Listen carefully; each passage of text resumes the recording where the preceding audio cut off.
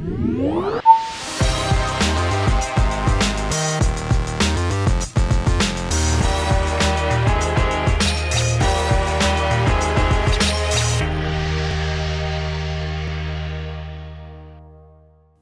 up, everyone? Welcome to episode 20 of Preloaded, the podcast dedicated to previewing and talking about all of the biggest and most exciting upcoming video games. My name is Josh Finderup, and I'm joined, as always, by the other half of Preloaded, Jackson Van Over. Welcome back, Jackson. Thank you, Josh. Welcome back to you, too. I'm excited to get back into our little show here for 2021. Yeah, me too. We've actually got a bit of a lighter news week, even though it's been like 3 weeks since our last episode, but I guess that happens at the new year. But nonetheless, we do have some new Hitman gameplay that we're going to look at. We have some Respawn news, some Arkane news, the developers behind Deathloop, and towards the latter half of the show, we are going to get into our Game of the Year discussion, and we're going to talk a little bit about our New Year's gaming resolutions. So you'll want to stay tuned for all of that. But first, Preloaded posts every Friday. We post the video versions over on both of our YouTube channels. So you can find it on my YouTube channel. I'm Quest Mode on YouTube, or you can go to Jackson's YouTube channel. He's jayvee, Jayvee. If you prefer to listen, you can catch the audio version over on Apple Podcasts, Google Podcasts, Spotify, and Stitcher. And if you are listening on any of those platforms, we'd love for you to leave a review. Either just post a quick 5-star review if you're enjoying the podcast. We'd even settle for a 4-star review. Or if you want to let people know why you like listening, you could leave a written review. That'll definitely help us grow our audience. And you can also write into Preloaded at the email address preloadedpodcast@gmail.com. We welcome all of your comments and your feedback, but we'd really love to get your questions. At the end of the show, we dig into our mailbag and we discuss one of the questions that you, our audience, sends in. So again, if there's anything you want to hear us talk about, send us a question to preloadedpodcast@gmail.com. And speaking of questions, we are going to kick things off, as we always do, with our opening segment, Who the Hell Are These Guys? This is where Jackson and I answer a question, kind of a random question about our gaming history, our gaming preferences, so you, the audience, can get to know us better. And this week, we are going to talk about our backlogs. During January, it seems like a good time. It's a bit of a slow time, good time to catch up on games. So the question is, Jackson, which game is at the top of your backlog right now? Right now, as we are speaking, the game at the top of my backlog is Demon's Souls. I have no excuse for not playing this game yet. I've beaten the first boss, then I put it down. I was covering Valhalla. So many other games came out. Cyberpunk, it was just a whirlwind. But Demon's Souls is the game that I know I love. I know that I will love to continue playing it. I just haven't gotten to it yet, so it's at the very top for me. Nice. Well, I can say that if you enjoy a good Soulsborne game, you are in for a treat. I love that game. We'll definitely be talking about it later in the show. For me, I probably should have put more thought into this question because I have so many games at the top of my backlog, but I didn't choose just one. But, with Deathloop coming up and that being one of my most anticipated games, I've never gotten into the Arkane kind of a backlog of games, and I'd love to play Dishonored or Dishonored 2. I have not played either of those. And I also still have Yakuza Like a Dragon. I haven't played that. That's in my backlog. And I've gotten an itch to play Mortal Kombat 11. So that's another one. Those are 3 games that I just, there's like a revolving door in my head, and one pops in and then it pops out and the other pops in. So we'll see which one I get to first. Yeah, I'm that way too. I need to play Yakuza. I haven't played that yet. You couldn't see my face, Josh, but my jaw dropped when you said you hadn't played Arkane games. Yeah. They're so good. I know. I even I was in Best Buy for another reason, even though I should probably be avoiding that store right now. But they had a new Arkane collection that came out. It is a full price. It's $60, but it has Dishonored 1, Dishonored 2, all the DLC, and Prey. And I thought about pulling the trigger on it, but I didn't. Ooh, that's a great deal. If you're into those kind of dynamic choose your own path story single player games, then yeah, it's a great deal. Yeah, and that the reason I didn't pull the trigger is Dishonored 2 is on Game Pass right now, so I'll probably just play it there. That makes sense. Dishonored 2 is such a good game. Yeah. Yep. So we'll see if I get to that. There is a bit of a lull right now, but we've got some games on the horizon. Anyways, great discussion. If anyone listening has some games they want to share that is on your backlog, we'd love to hear. Drop us a comment in the YouTube comments and let us know. With that, we are going to move on to our Out This Week segment. It's a light week, just not a lot of games coming out this time of year, but there are 2 that are scheduled to come out the week following the posting of this podcast. So we always cover games that come out the Monday through Friday after we post. And on Thursday, January 14th, the PlayStation 5 version of MXGP 2020 comes out. So this is for any racing fans, particularly like motorcycle or motocross racing fans. This is the PlayStation 5 version of the game that came out for all the other consoles, I think last month. And then Scott Pilgrim vs. the World, the game, Complete Edition, comes out for PlayStation 4, Xbox One, Switch, Stadia, and PC on Thursday, January 14th. I did not play the original game, but this is a remaster of that kind of beloved beat-em-up game. I think it's a beat-em-up. That shows how little I know about it. But I do know that people really like this game. Do you have any insight into these? Or anything here you're interested in, Jackson? I for one, am not. I'm on the outside when it comes to both of these games. I know that Scott Pilgrim seems to be setting the world record for longest title for a video game. So that's interesting. Yep. Yeah. So anyways, if any of those catch your interest, you might actually have something new to play. Otherwise, you could do what Jackson and I are doing and dig into the old backlog. So that brings us to our review roundup, but we are actually going to skip this segment this week because there's just not much coming out, and everything that's getting reviewed has actually been out for several weeks already. So you're probably already up to speed on all the reviews.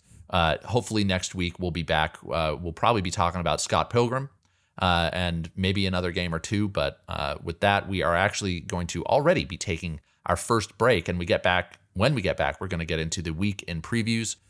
So we will see you in just a minute.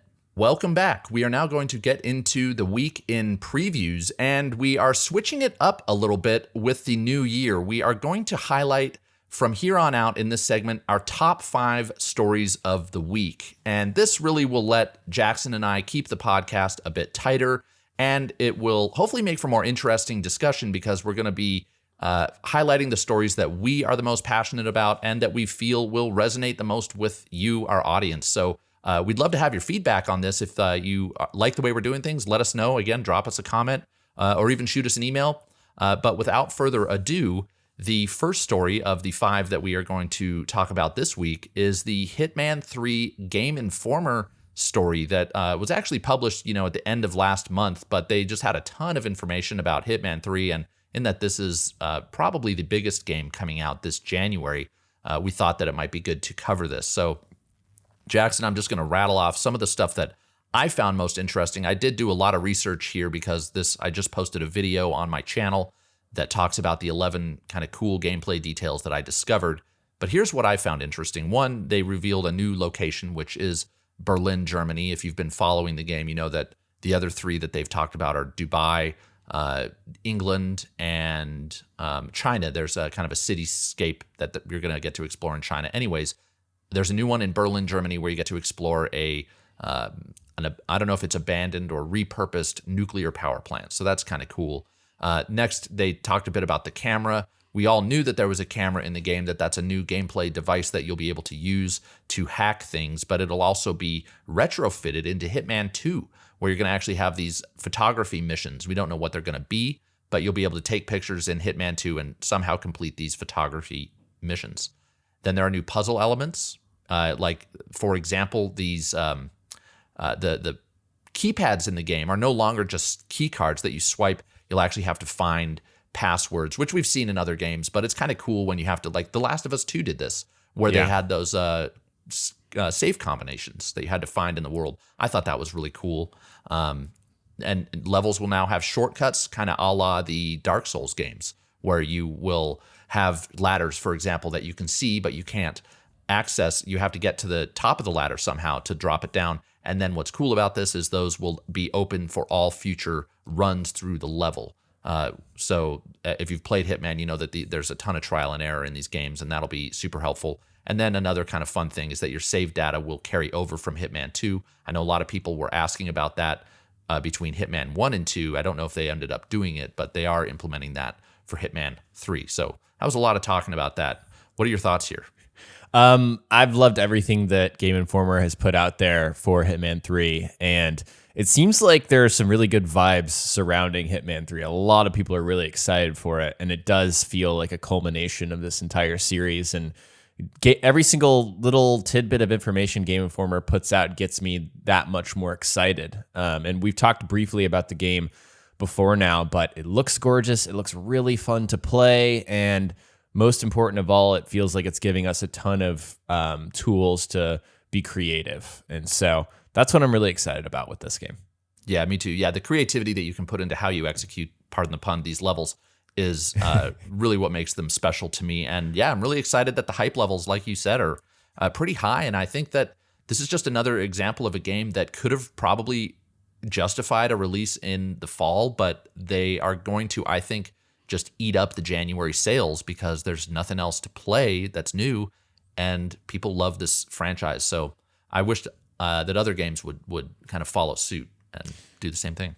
Yeah, me too. Also, it's a replayable game, so it doesn't matter when you get this thing. The replay value's insane. So if you just can't grab it on launch, you're not going to feel bad if you have to grab this game like 6 months after launch, because it's just that kind of game that rewards you no matter when you play it. Yep, absolutely. So lots to look forward to there. That game releases on January 20th, I think, for all major platforms. So look for that. Our next story has to do with Arkane Studios. This is the studio behind the Dishonored games and Prey and the upcoming Deathloop. And we now know, based on an interview with one of their lead developers, Harvey Smith, that they're working on a new project, which is exciting. We don't know what this project is. We just know that Harvey Smith is working on it along with developers that worked on both Dishonored and Prey. So that's super exciting. Beyond that, I didn't look too deep into this. Jackson, do you have any other insight to share? Oh, just that Harvey Smith is kind of the creative guy. I mean, there are other guys out there like Rafael Colantonio and Ricardo Barre, but like Harvey Smith is one of those guys that you want to be at the head of a project, is what I'm trying to drive at. And he's at the head of this 200-man team. And that I'm just very excited. Whatever they're working on, doesn't matter what it is, I'm going to be laser focused on it, like I am with Deathloop, which is also another game that I think will really surprise people. I think people are sleeping on it. Yeah, I actually was on a totally separate podcast over the break, and one of the questions I got asked was, what is my most anticipated game of 2020? And it seems like it's a new game every single day, but on that particular day, it was Deathloop. Right. Everything I read about Deathloop gets me more excited about it. Yeah. But anyhow, this is exciting. I didn't realize that the team he was on working with this, you said it's 200 people? 200 people at Arkane, yeah. Okay. Yeah, big team there. That's kind of what you expect from AAA, like 200 plus. So. Yep. Yeah, I know sometimes when they announce these new projects, like the next story we're going to talk about, the teams aren't that big, but that's fantastic. Super exciting. The stuff they come out with at Arkane is always pretty top notch. So we will definitely look forward to that. And as I just alluded to, our next story has to do with another new game. This time it's a new IP at Respawn, who, as we all know, has worked on Apex Legends and Jedi Fallen Order and the Titanfall games. So lots of great games coming out of Respawn.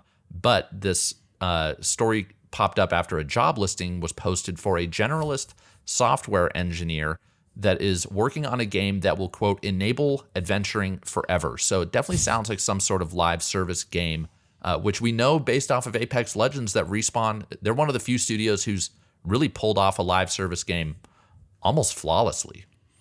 Yes, Apex really hit the ground running and presented something different. I think that people wanted in a Fortnite world, and this was pre-Warzone, mind you. So, Apex has a healthy little community still running.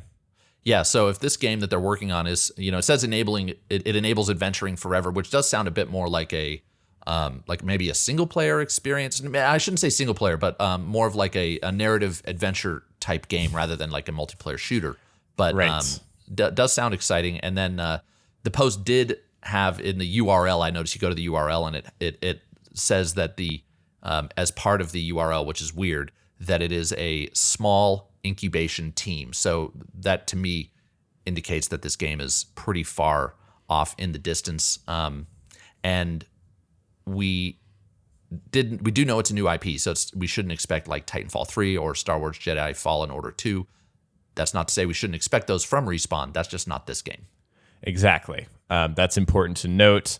And another thing, Respawn has a great track record. I think this is important to note because of the past year and all of the stumbled launches.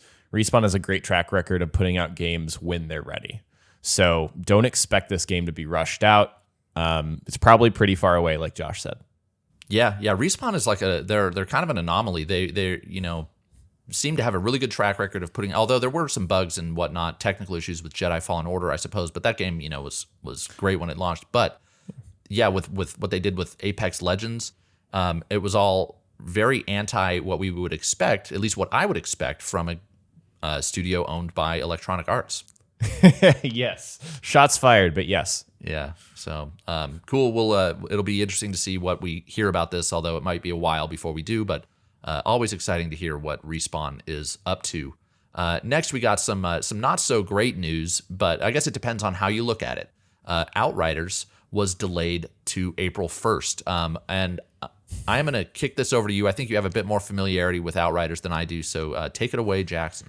Yes. So Outriders has been kind of a weird game since it was revealed. It kind of functions as a looter shooter, almost Destiny type. That's what they're going for, but it's not going to bleed you dry in terms of like releasing a bunch of content that you're gonna have to keep paying for. At least that's what the promise has been.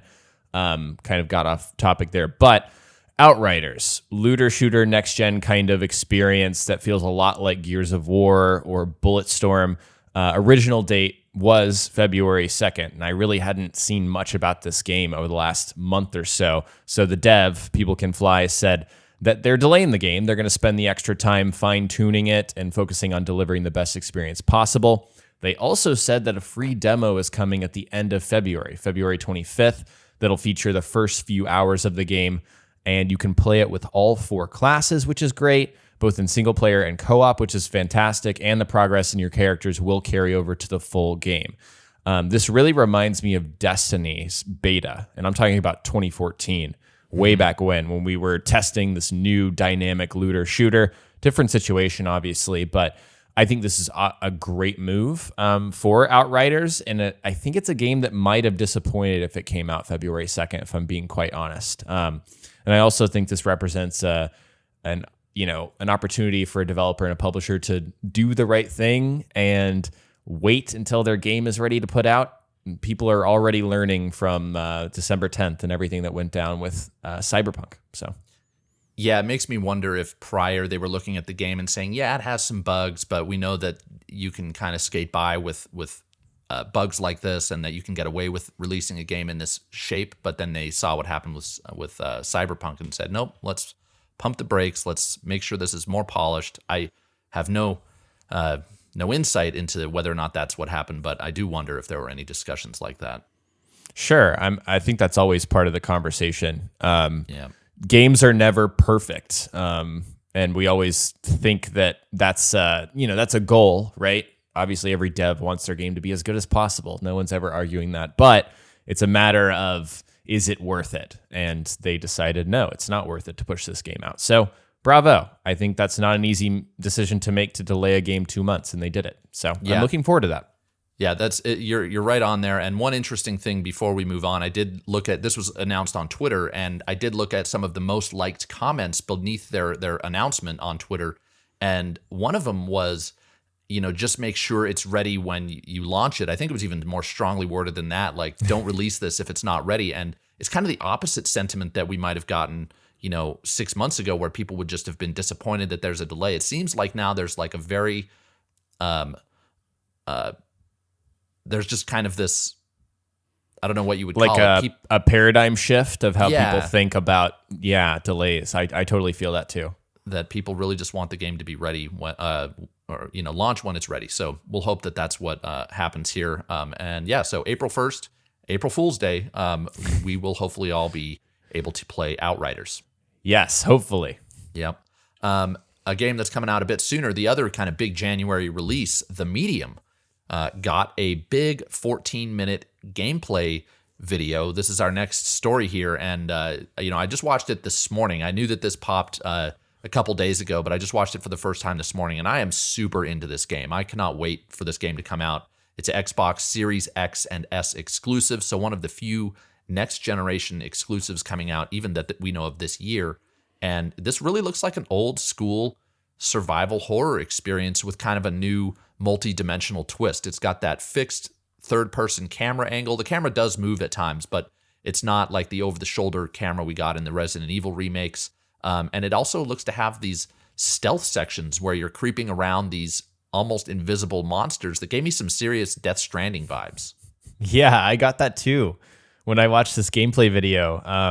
And I was a little shocked by not shocked, that's probably a strong word. The fixed camera angles was surprising to me. And I'm with you. Like, I really dig that they went with that angle. Like, I'm sure they had a lot of pressure just internally about, is this going to feel too old? But I think like going back to those tried and true methods of delivering a game, especially a survival horror game, they work. So I was excited to see that personally.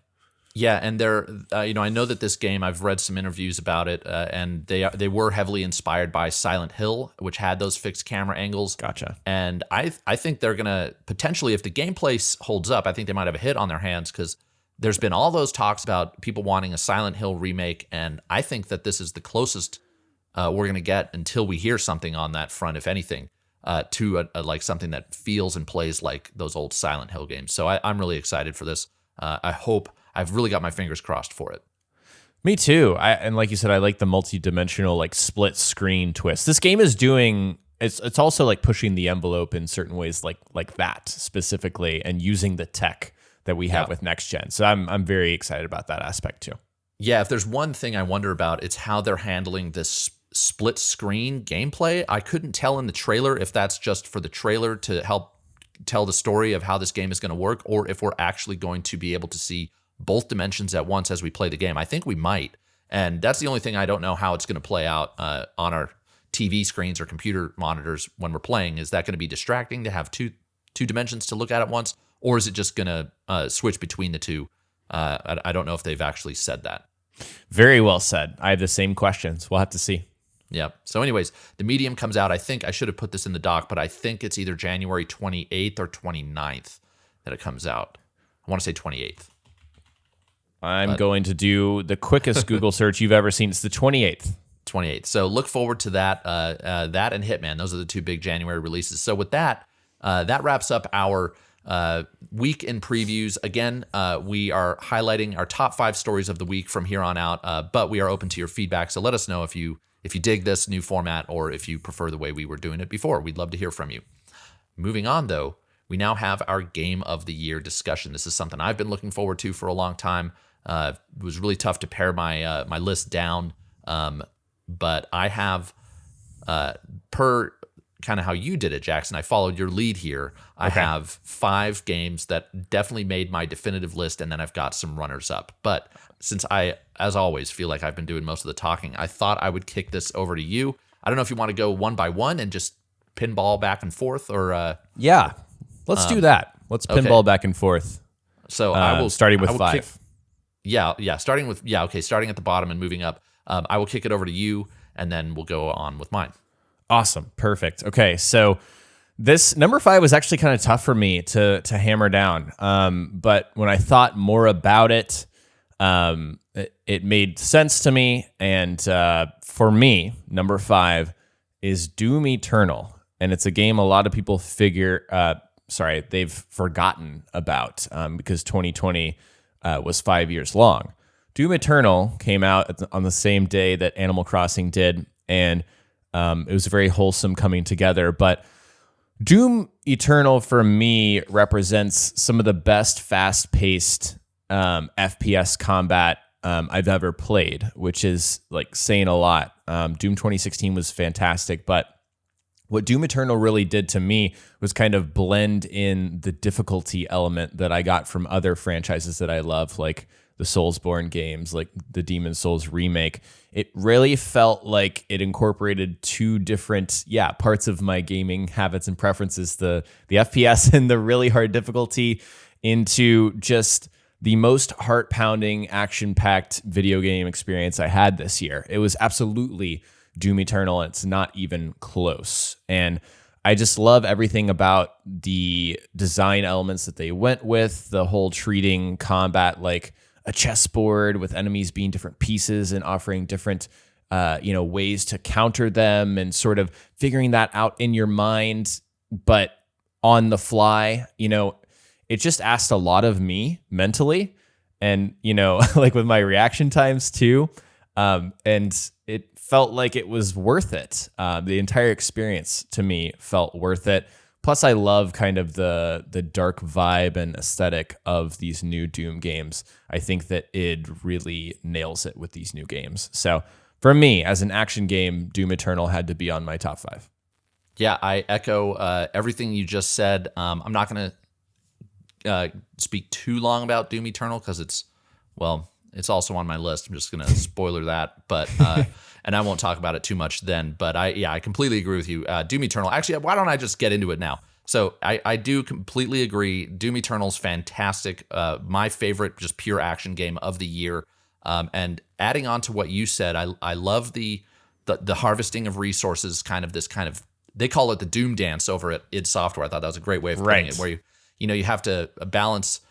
Just going in hardcore and just blasting these demons in the face versus, I don't have enough health or armor. So which enemies do I have to kill? And do I have to use my chainsaw, or do I have to use my rocket launcher? I thought that was a really fun way to add strategy to the battles in Doom Eternal. And then the other thing that I loved about Doom Eternal was the exploration elements that they took from Doom 2016 and kind of ratcheted up a notch by adding this feature where you get to the end of a level and then you can all of a sudden backtrack to get what you missed.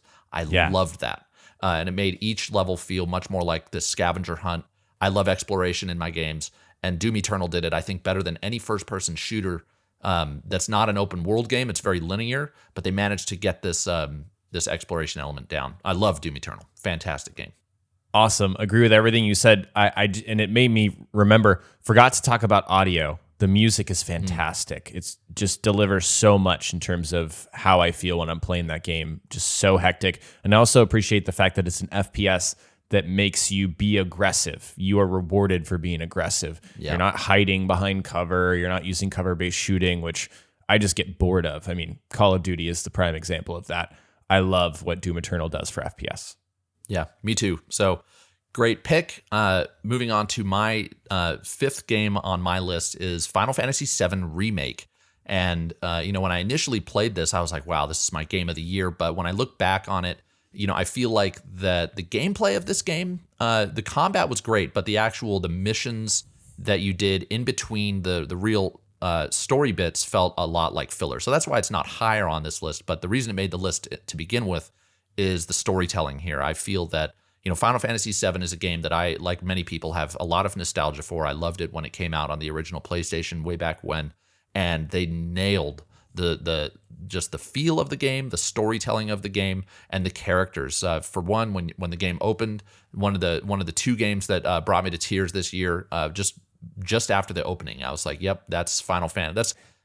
They reproduced kind of the introduction of this game the way that I remembered it in my imagination, and just did a fantastic job. But then the characters, you have mostly the characters that were kind of background characters in the original.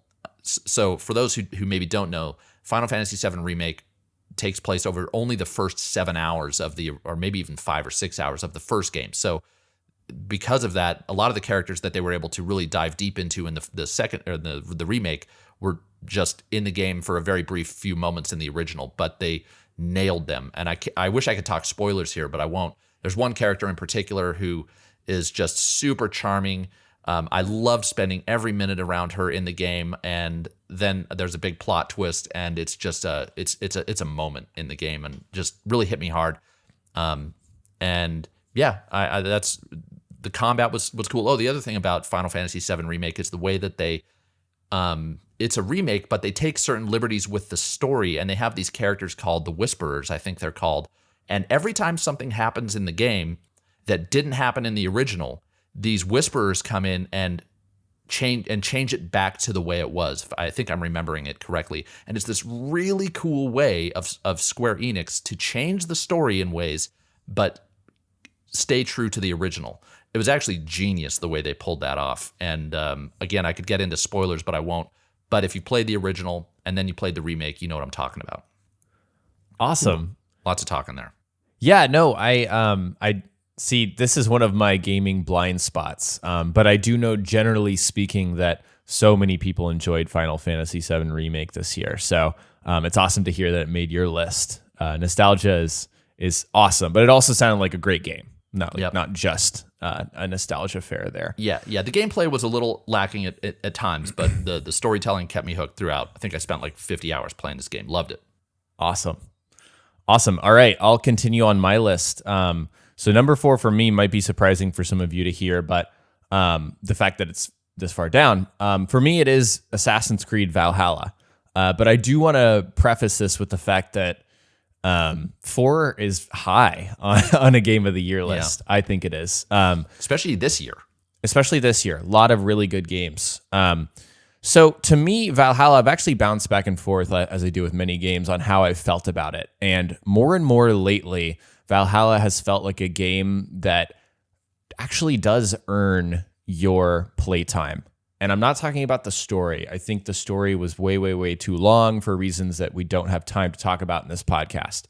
But I think in terms of an open world game that gives you variety and beautiful landscapes to explore and interesting things to find and learn and hear and do, it really does crush it. That's again something that I actually didn't agree with, but I put the game down and it made me realize that Valhalla is a game that I think is best played with patience. You just got to be patient. You got to be willing to take your time to explore and soak in the detail on a scale that is as big as this game. I think it does a lot in terms of the open world formula. I think it's the best open world Assassin's Creed game they've put out. And I'm more evaluating it from that perspective. I think if you're a purist, it is a little disappointing. Of course, I am part of that crowd that would like to see the series go in a different direction. But if I'm looking at what UB put out with their vision, I think they made a really good open world Viking game. So that's kind of how I feel about Assassin's Creed and why it's on my list. Nice. Yeah, I did not finish Assassin's Creed Valhalla, but probably, again, because I had what we talked about earlier. I had a little bit of the Creed fatigue. But yeah, I loved what they did with the exploration elements of this game. Some of those open world elements. I had a great time. I think I spent 20 hours with it, which means I got about 10% of the way through the game. Oh my God, it's so big. Josh, it takes like over 60 hours to complete the story alone. Yeah, that's big. Yeah. That seems even longer than Odyssey. I think you could get the story of Odyssey faster than that. It's longer than Odyssey. Yeah, but I'm happy that it made your list because you spent a lot of time in this game this year. Yes, I did. Yeah. So my number 4 game is Doom Eternal. So we've already covered this game. I'm not going to get into it anymore. Love it. Great action game. If you haven't played it and you like first-person shooters or just blood and guts, check it out. Those are good things. Yeah, that's. I'll just leave it at that. So I'll kick it back over to you. All right. My number 3 is Spider-Man Miles Morales, Nice. Which probably is surprising for some people. It's a short game. I get that. And I think when I see a lot of conversation about Miles Morales, they're like, yeah, it's great, but it's short. I don't care how long video games are. If what they present works and it's great within the time frame that they set out, for us to play, then how long a game is does not make a game worse, in my opinion, unless it's too long, actually. Yeah. Miles Morales presents some of the best, and really Spider-Man PS4, the one that came out 2 years ago, presents the best open world traversal in a video game I've ever played in the form of web slinging. it is just fantastic, and it really resonated with me, especially this time around. But also in the way that Insomniac was able to make this game stand out and be different than Spider-Man 2018. And I think if you are a person that really did take the time to play both games, you do see those differences, and you do see that they made an impact. I was also very impressed with how tight the storytelling was and just the general polish of this game. I mean, this is the most bug-free game I've played in a very, very long time. And it's also one of the most gorgeous games on next gen, but in a very realistic way. You know, you can look at something like Demon's Souls and be like, oh my God, this is next gen. But then you can look at Miles Morales and like, they freaking recreated Manhattan and added more detail and elements in the 2018 game in a way that is mind-blowing. It is mind-blowing to swing through New York, and it's mind-blowing to see how great the combat flows and how they were able to incorporate bioelectricity and all of that and make it work within the combat system that was already there. So I've made a whole deep dive video about Miles Morales, but it just totally blew me away. Yeah, and you know, it did not make my list, but I will say one of my favorite parts about Miles Morales was also the character development. Miles, such a great character. Isn't he like just the best human? I needed to see a human like that in a video game after 2020. Yep, yeah, just like a good person, and you know, he's relatable. And he's at the same time he doesn't look like a lot of the characters we see in games, and just a lot of fun to play in his shoes. And I think a better character than Peter Parker, in my opinion. That's what I said. I said that in my review. Like, he's just more compelling to me. We've seen Peter Parker a billion times, and the new one is interesting. He did a good job, but it's still that character. Miles is not someone I know intimately, and I'm really glad that I now do. Yeah. Awesome. Well, I would definitely recommend anyone check it out if you have a PS4, or if you're fortunate to have a PS5. It does look fantastic. Mm-hmm. So moving on to my number 3 game. This is a game, man, I really wanted to put it higher, but I just couldn't. And that's Cyberpunk 2077 is my third most, the game I enjoyed the third. Well, however you want to put it. It's number 3 on my list. Loved it. So the gameplay-wise, I think this game is up there. It could, if this game didn't have the problems, the not just the glitches, but I do think there's some really interesting, we'll call them interesting design choices in the game. If all that wasn't there and it was just based on gameplay, this might have been, and story, this might have been my top game of the year. I could not put this game down once I got going with it. And as a testament to how addicted I got to this game, I couldn't put it down. Even though for me, and I know not everybody experienced this, up until the last hour of this game, literally during the credits rolling, the game crashed on me, and it kept crashing. There was only one time where I played this game for more than 3 or 4 hours that it didn't crash once or twice. So not only that, but bugs that to me were very interruptive to the experience. I still was just like, okay, I'll restart the game and keep going. And I just loved the gameplay. The mission, I felt like the missions were great. Even the side, I spent a whole couple of days just clearing the map of one of the regions because I wanted to see what happens when you did that. And I think I loved the side missions just as much as the story missions for the gameplay, not necessarily the story. I chose a stealth hacker build, and I do feel like the stealth and hacking in this game holds up. I have talked to some people who played this game as more of a solo build, kind of the brute strength build where you just go through and shoot everybody in the face, or use more melee combat. It didn't sound as fun to me, so maybe if I had done that, I wouldn't have enjoyed it as much. But I'm not sure I'm articulating just how hooked I got on this game because of the gameplay. Also, the main characters, the NPCs that are the main NPCs of the story, are fantastic. Everybody seems to love Pan Am. I loved Judy. I played female V, which allowed me to romance Judy, and I actually did totally feel attached to her by the end of the game, and I loved that about it. I also have, it's funny, before I move on, I have a friend who didn't quite like this game as much as I did, and everything he says about the game negative, I'm like, yep, that's there, but the gameplay just hooked me. Nice. Awesome. So, it may surprise you, Cyberpunk's not on my list. No, it doesn't really surprise me all that much given everything. Yeah, that I went guess on with this game. that's true. Yeah. Yeah. Cyberpunk, it's interesting. Like I don't want to be the guy sitting here like challenging everything you just said, but it didn't suck me in, interestingly enough. And it was interesting when you mentioned this would be on your list, because I remember you talking about it on the show and being like, man, these bugs are crushing me. So it's so intriguing to me that even with those bugs, the game sucked you in that much that you were so enjoying it, which is awesome. Yeah, I love the gameplay. And the city itself is just, to me, even though on PlayStation 5, it still didn't look nearly as good as they advertised. It still, I feel like the city was pretty amazing. Yeah, I also felt amazed by the city. And I also felt, I don't know if you ever felt this, but like the way that the game frames shots through the story from first person perspective with the lighting and the character models is very special in an open world setting. Mm-hmm. Yeah. Yeah. So yeah, there's some very impressive stuff in Cyberpunk. That's awesome. Yep. All right. So now it's on to me. My number two game, oh, you're good, of the year is The Last of Us Part 2. It was very close between this one and my game of the year, but yeah, The Last of Us Part 2, I think the only reason it's in my second position is because it's a sequel and it's not an original new IP. I tend to lean towards the original new IPs as being the thing that's like, wow, this is brand new and it really killed it.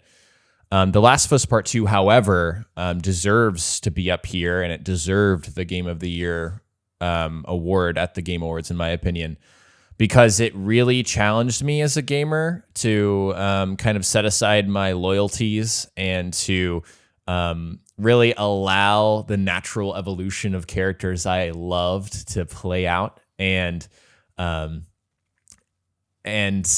yeah, it challenged me emotionally. I hated characters for the majority of the game, but then things happened and I began to love them. And so I think narratively it's groundbreaking. I think visually it's groundbreaking. Gameplay is where it does more of the same. But also, and this is a big talking point around when the game was out, if you were able to navigate the cesspool of negativity around this game and the discourse when it came out, people said that the gameplay wasn't great in its parts, but put together it's great. And that's an idea that I can get around to. I think the loop of stealth action, disappearing, kind of playing hide and seek, that's how I played that game, and I really loved it. I didn't think it was too long. I thought it was a little bit long in sections, but performances, motion capture, writing, all of that was just, it felt like one of the best narrative experiences I've ever had in a video game. And so, yeah, it would be number one if not for this next game. So that's where it is for me. Nice. Yeah, well, I won't go too long on my number 2 game because it's also The Last of Us Part 2. Oh, no, I'm stealing your thunder. Yeah, no, not at all. I loved The Last of Us Part 2, but I love it the more time that it passes since I've played it, the more I seem to really look back fondly on this game. And it was because, like you said, it challenged me. It was not the story I wanted Naughty Dog to tell, like it wasn't for many people, but I accepted that this was their video game, and I was along for the ride. And by the time I got to the end of it, it really made me kind of think about and ponder decisions I made in my life that paralleled the decisions that Ellie made. And I feel like this game, to me, and I know everybody has a different experience with the game, but for me, this game was all about letting go and watching Ellie just cling on to her demons for dear life until the bitter end, and just screaming at her in my mind saying, you know, I don't know, I shouldn't go too deep into it, but I was really connected to Ellie. I still am as a character, and watching her go through this painful experience was an experience for me as well. And I really got to give Naughty Dog credit for pulling that off. I mean, it's crazy that I'm talking about a video game, you know? So that's why it's on my list. Awesome. So in terms of relating to Ellie, have you killed like hundreds of people, Josh? Do you need to tell us something? No. Yeah. So Just kidding. I mean, getting back into the letting go thing, I feel like everybody's had experiences like that. Well, I shouldn't speak for anyone else. I've had experiences like that where it's like maybe I clung on to my inner demons, but no, I have not blasted anybody in the face. I haven't stealth killed anybody with a knife and slit their throat. Okay. Nor have I had thoughts of doing anything like that. So good to know. Thanks for checking up on me, though. Yeah, I mean, I figured you said you related to her, so just want to make sure who I'm hosting a podcast with. Yeah. Awesome. Yeah, what a great game, man. Yeah, it was very close to number one. Yeah, but definitely. For me, I'm giving it to Ghost of Tsushima. I really loved Ghost of Tsushima. It was a game I was really looking forward to ever since it was announced, and visually it is stunning. It blew me away. The load times blew my mind, even though we weren't even in next gen. They were so quick. I don't know if people remember that. Yeah. Yeah. The story blew me away, even though in countless reviews people claimed it was like weak or something. I just really connected with Jin and his psychological struggle of whether to follow the ways that he's been taught all his life or do the right thing that he feels in his heart. Combat is really, I think, why it's up so high for me and why it's game of the year. I think it really, and this may be connected to Assassin's Creed and my kind of clinging on to being a purist for that series. It really ticked all of the boxes for me and what I wanted a samurai game to do. From the different fighting styles and kind of doing a tic-tac-toe against my enemies, but just really evoking what it feels like to play as a samurai. Ghost of Tsushima is the game to do that. I thought it was Sekiro, even though Sekiro does its own kind of Soulsborne style combat. It's not. It is Ghost of Tsushima. And so in terms of also evoking that sense of the wandering samurai, that trope just nailed it in spades. What I also really love about Ghost of Tsushima is how it tackled exploration. And I went back to it recently and was blown away by the guiding wind and how I wasn't relying on a compass or a mini map. It's a small change, but that's the small change that makes all the difference. Two games, actually, I think that Valhalla nails exploration in its own way. But obviously, Ghost of Tsushima is higher for me because it does address a big hang-up I have with exploring massive open worlds. There's no place in Ghost of Tsushima that I didn't want to go to because on the way, I was enthralled by what I was seeing and watching. And it was almost active in that I was using the guiding wind and swiping up on my controller and taking in what I was seeing. So I know I rambled all over the place, but yeah, this is my game of the year because also it didn't make me feel like The Last of Us Part 2, which was emotionally draining. Ghost of Tsushima was like my feel-good game as well as Miles Morales, but Ghost of Tsushima just made me feel really good. I loved it from start to finish, and I can't wait to dive back into it. Yeah, I loved Ghost of Tsushima. It didn't make my list, and the reason was not to sound like a broken record, but just all these open world games this year, I was a little bit... I was kind of down on some of the open world games because I feel like I'd done it many times before. But yeah, Ghost of Tsushima, I think the most beautiful game for me, at least in terms of the world itself of the generation, the game looked like a PS5 game to me. Yeah. And I agree that what they did with the exploration was fantastic. Jackson, you have got to play the Pathless. I think based on what you just told me about how you are enjoying the exploration in both Ghost of Tsushima and Assassin's Creed, the Pathless does a lot of that stuff. The game has no mini-map, no overworld map, and no waypoints, yet you still are able to clear each section of the map. It's if I had finished that game by the time we made this list, it might have made this list, if that makes sense. But I saw your tweet about it, and I just gave you the eyes emoji because I was like, I really need to play this game, but I know I'm not going to be able to play it in time for our discussion here. So that's great to hear. I can't wait. Yeah, I think based off what you said about Ghost of Tsushima, I would highly recommend it. And same to anyone else out there who's played Ghost and loved it. Check out the Pathless. My game of the year, this, if you've been listening to the podcast closely, this might come as no surprise. It's Demon's Souls. Yes, this is a remake, but I never played the original Demon's Souls, and I have slowly over the years become a massive fan of, I always forget his name, Miyazaki.